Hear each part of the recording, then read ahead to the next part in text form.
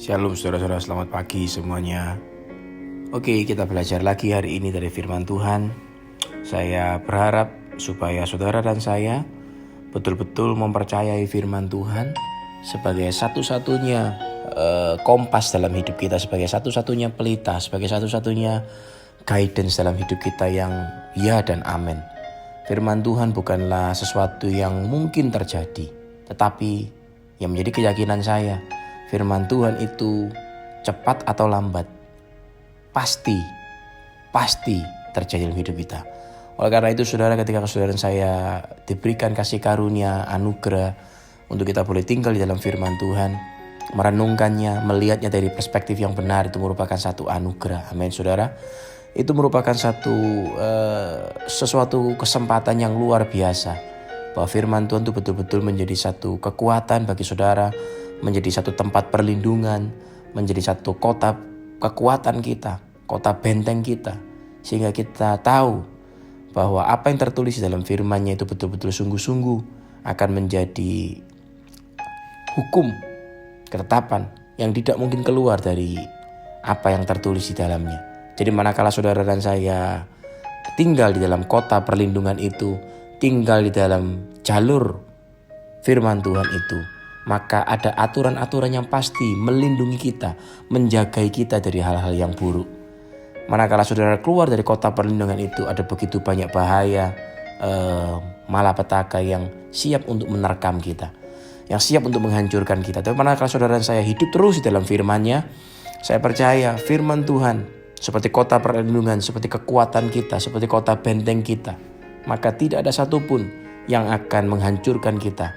Tetap tinggal dalam firman-Nya, itu menjadi kota benteng perlindungan kita, menjadi pagar perisai bagi setiap saudara dan saya. Amin. Namun saudara, di dalam kota perlindungan itu tetap ada aturan-aturan, ada ketetapan-ketetapan yang saudara dan saya perlu hidupi, supaya semakin hari kita semakin maksimal dan semakin maksimal dalam hidup kita untuk kemuliaan Tuhan. Amin saudara. Mari kita belajar hari ini dari kitab Mazmur pasal yang ke-112. Ayat yang pertama saya bacakan buat saudara.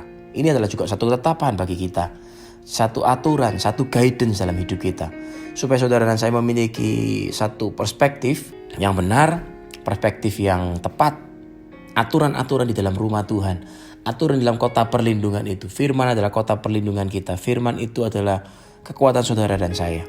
Mazmur pasal ke-112, saya bacakan kepada saudara dari ayat yang pertama.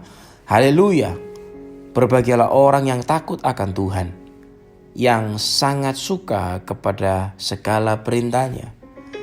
Amin. Ketika saudara dan saya suka dengan perintah Tuhan, kita suka tinggal dalam kota perlindungan, yaitu firman-Nya, yang menjadi kota benteng perlindungan kita, menara kekuatan kita. Maka yang terjadi pada ayat yang kedua, anak cucunya akan perkasa di bumi, angkatan orang benar akan diberkati. Saudara akan diberkati. Ketika saudara terus tinggal dalam firman-Nya, pasti saudara diberkati, karena Yesus telah mengatakan dalam konteks perjanjian baru, Dia mati bagi saudara dan saya. Dia telah mengatakan semuanya it is finished. Kula, semuanya sudah selesai. Saudara diberkati dengan segala potensi, dengan segala kreativitas, dengan segala hikmat, dengan segala yang saudara butuhkan di dalam saudara. Kalau dulu kita berkata perjanjian lama akan diberkati, saat ini saudara saya hidup di dalam perjanjian baru. Roh saudara dan saya telah manunggal dengan Kristus. Kita bukan lagi akan, tapi sudah diberkati. Amin saudara. Lalu pada ayat yang ketiga dikatakan harta dan kekayaan ada di dalam rumahnya. Ada di dalam rumah saudara dan saya. Sudah ada di dalam rumah saudara dan saya. Di manakah itu? Ingat saudara, 1 Korintus 3 ayat 16 dikatakan, atau tidak tahukah kamu bahwa tubuhmu adalah bait Allah dan bahwa roh Allah diam di dalam kamu?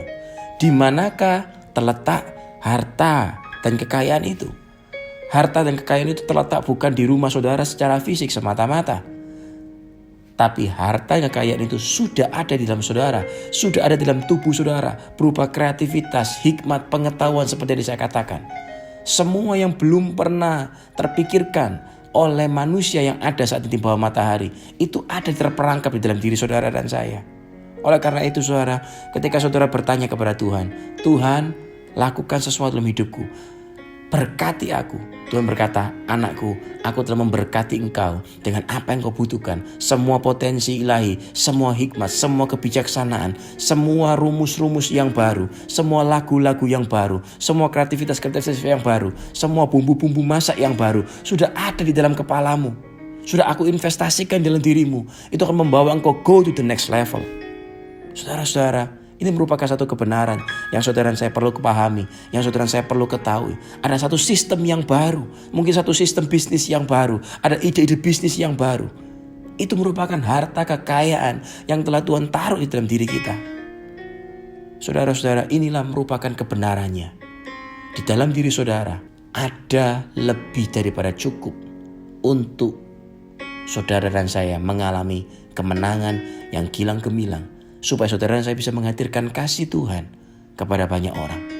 Bukan cuma hanya kepada orang Kristen, tapi karena semua orang. Saya tidak percaya bahwa agama bisa menyelamatkan.